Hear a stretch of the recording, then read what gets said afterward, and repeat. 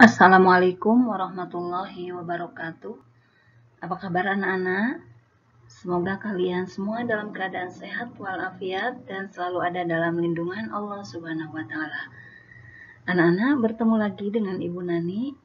Kali ini Ibu akan membahas materi tema 4 dengan judul globalisasi, subtema 1 globalisasi di sekitarku, dan muatan pembelajarannya ilmu pengetahuan sosial. Sebelum kita mulai pembelajaran, mari kita berdoa dulu bersama-sama. Bismillahirrahmanirrahim. Allahumma anfa'na bima 'allamtana wa 'allimna ma yanfa'una wa zidna ilma. Amin ya rabbal alamin.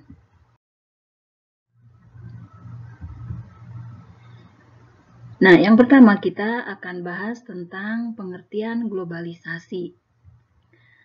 Apa itu globalisasi? Globalisasi berasal dari kata globalization atau global yang artinya mendunia dan lization artinya proses. Jadi globalisasi adalah proses mendunianya suatu hal sehingga batas antara negara menjadi hilang. Penyebab utama terjadinya globalisasi adalah perkembangan ilmu pengetahuan dan teknologi yang begitu pesat.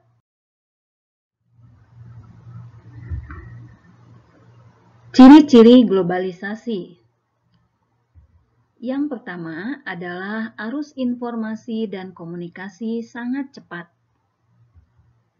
Yang kedua, meningkatnya perdagangan antar negara atau disebut juga dengan perdagangan bebas. Yang ketiga, antar negara saling membantu dalam menyelesaikan masalah. Yang keempat, terjadinya hubungan sosial budaya antar negara dan terjadinya pola hubungan antar manusia dan antar bangsa.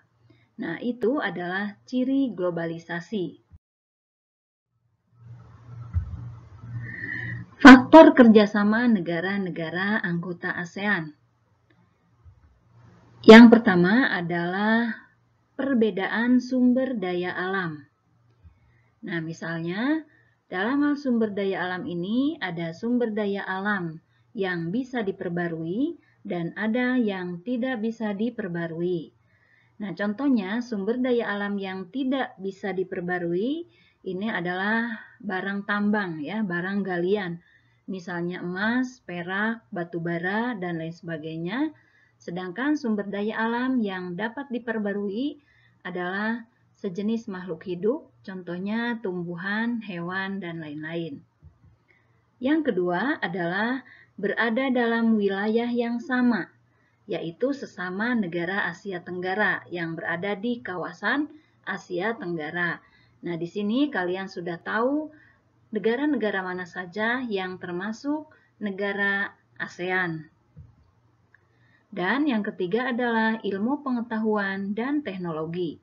Nah, inilah yang mempengaruhi kerjasama antar negara-negara anggota ASEAN. Yang pertama sumber daya alam, yang kedua berada dalam wilayah yang sama yaitu di wilayah Asia Tenggara, dan yang ketiga adalah ilmu pengetahuan dan teknologi.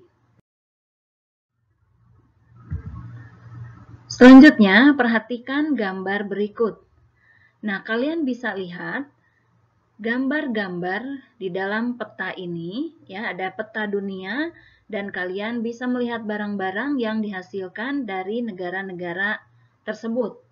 Nah, di sini adalah nama-nama barang dan asal negaranya. Mungkin kalian juga bisa melihat di rumah kalian sendiri, adakah barang-barang yang bukan dihasilkan oleh negara kalian, misalnya kalian berasal dari Indonesia. Sekarang kalian berada di Saudi Arabia. Apakah di tempat sekitarmu atau di tempat tinggalmu atau di rumahmu ada barang-barang yang tidak dihasilkan di Saudi Arabia atau bukan produk dari Indonesia? Tentunya ada. Kalian bisa melihat sendiri ya, menyaksikan sendiri secara langsung di rumah kalian.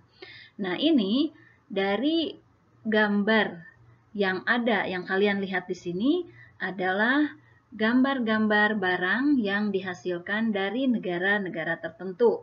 Misalnya, batik dari Indonesia, yang asli ya.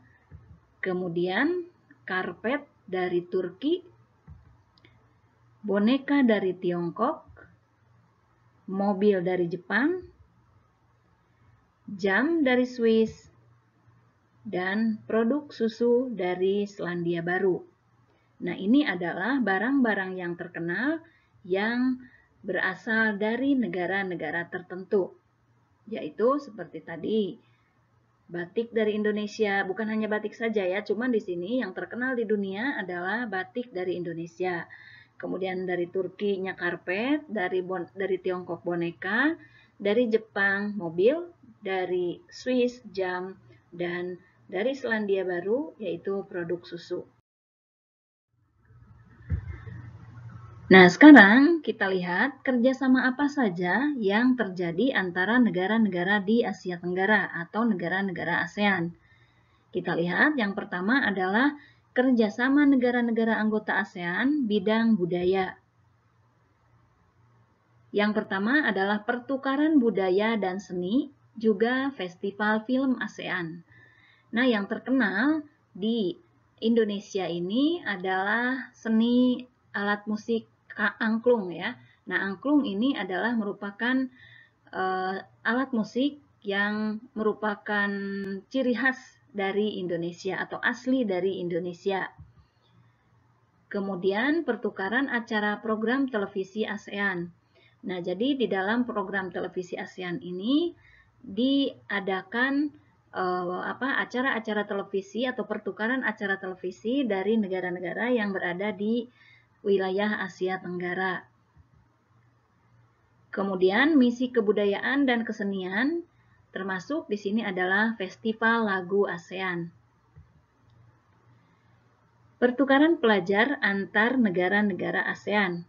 Misalnya ada dari Indonesia pertukaran pelajar dengan negara Korea atau dengan pelajar dari Korea, kemudian dari Singapura atau dengan Malaysia, dengan Thailand, dan sebagainya. Selanjutnya, diadakannya Kongres Pemuda ASEAN.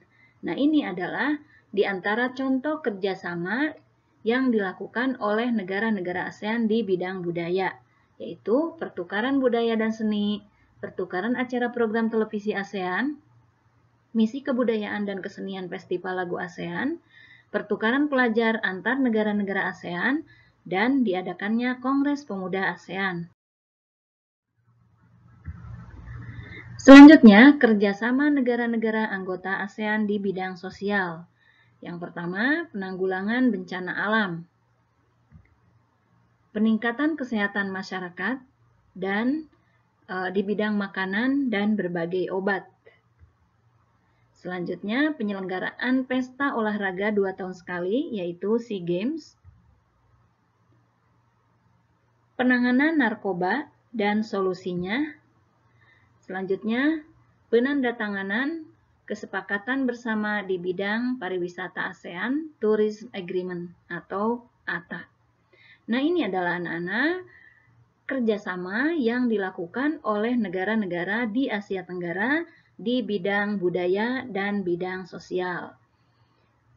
Inilah yang bisa Ibu jelaskan tentang kerjasama negara-negara ASEAN di bidang budaya dan bidang sosial. Untuk selanjutnya nanti kita akan bertemu kembali dengan materi IPS di tema 4 subtema 2. Sekian dari Ibu, mohon maaf kalau ada kekurangannya.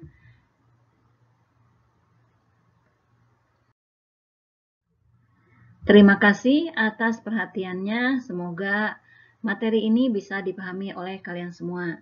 Ibu ucapkan Assalamualaikum warahmatullahi wabarakatuh.